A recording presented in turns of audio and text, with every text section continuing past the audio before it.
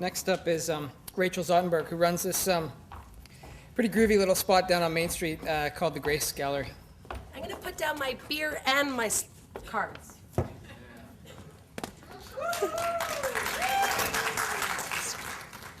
Hi, I'm Rachel. I am the director of the Grace Gallery on 3rd and Main in Vancouver. And I have a deep, dark secret for all of you. I love Vancouver. And you know what? Isn't it weird that that's a deep, dark secret in Vancouver? Like, there's something inside of all of us that's like, you're from here and you're living here and you're doing what you can in this city, and yet there's this weird shame and like discrepancy between what we do and what we really love, and we don't really want to admit that we are all from here. What you're seeing right now is a bunch of slides from the last 8 months at Grace Gallery and a bit of a retrospective of what we've all been up to. And to be honest, the reason I love Vancouver is because every day I'm lucky enough to be surrounded by the most intelligent, talented, amazing, supportive people in the city ever. And I would spend the last, or however many left of these 6 minutes are left, to thank all of you, because I know you're out there, and just be like, thank you, thank you, thank you, but I'm not going to do it. But ideally, that's what I would like to do. However, what you see in these slides is what we've been up to for the last 8 months, which is kind of some crazy installations and some fun at the gallery. And I think why there's been so much success and fun at Grace is really because I haven't felt restricted by what the conventions of what a gallery is supposed to be. I grew up in the halls of Arts Umbrella at Vancouver. Anybody?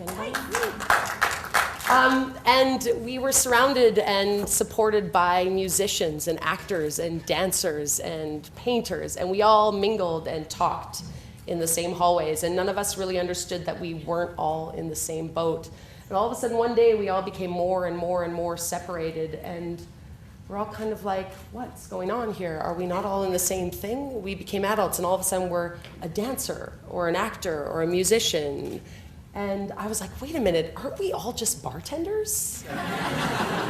But no, seriously though, aren't we all just artists? And shouldn't we all bond together? And can't a chef be the featured artist of a gallery? Why not? Why not? Why can't a gallery feature a chef for some time? Why not test what we all believe art to be for a change? Why not invite dancers into a space and ask them to do something? Why not hang art so high that people have to look up high to see it? Why not? You know, look up. I know we all love 52 inches, but why? Why? Because we were told it was right? Is it really right? And why not do something at a bigger scale than any of us have ever managed to do it?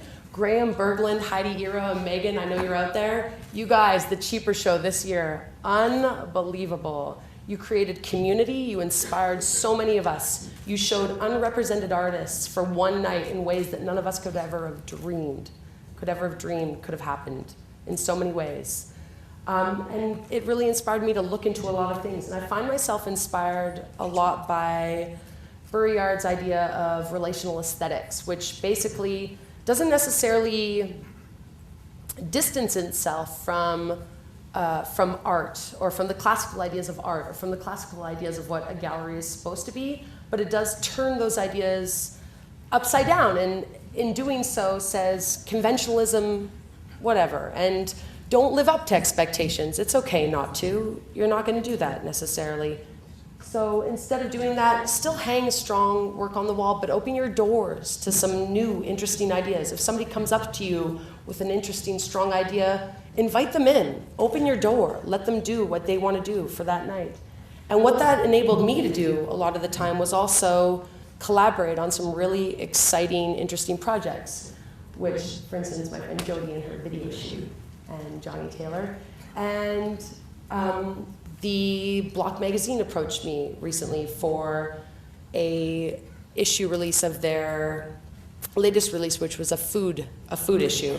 And together we all created this moment of a Jell-O party, which inevitably was like incredible and amazing and crazy. And we had 12 artists come to the space. And by artists, I'm not saying artists, I'm saying chefs and architects and designers and crazy people, you know, just all of us in one space for one day, All of us creating things like donuts made of Jell-O, for real. And they were amazing. And what really came out of that wasn't so much, those unique moments, but that we had a moment of community where all of us were together and all of us were talking.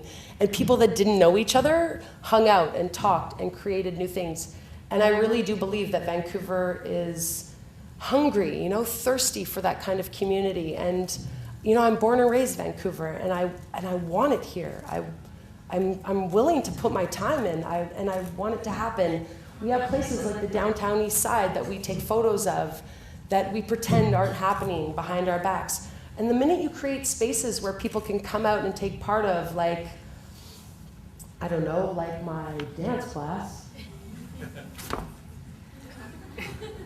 Anyways, I have a dance class sometimes. It's gonna happen right now. There it is. Aren't they awesome? Creating moments like a dance class, which is so minor, but making moments happen in the city where you can have people come together, dedicate themselves to something and create community. There's so many moments like that. I'm fortunate enough also to run this ridiculous dodgeball league once a week. That sounds so silly, but 40 to 100 people come out weekly and throw balls at each other because we need to, people. That's what makes us a community. And we should do that because you know what? It's okay to love your city. It feels good to love your city. Do it because there are some special people in your city and they're just around you. They're sitting in the audience right now, like Andy Dixon. Andy, I know you're out there, and you make me so proud to be from Vancouver, and his work is hanging at the Brace right now. And it's the best thing I've ever done, and it's so incredible. And if I didn't have to take it down for Todd, it'd be hard to take it down. But I'm taking it down because the next thing that's going up is Todd Dim. And Todd is also one of those amazing things that we are so lucky that Vancouver is birthed and has the pride to say, Todd is from Vancouver, and he's doing stuff in Vancouver. And take pride in these people. They're here. They're part of our community. Anyways, that's my rant.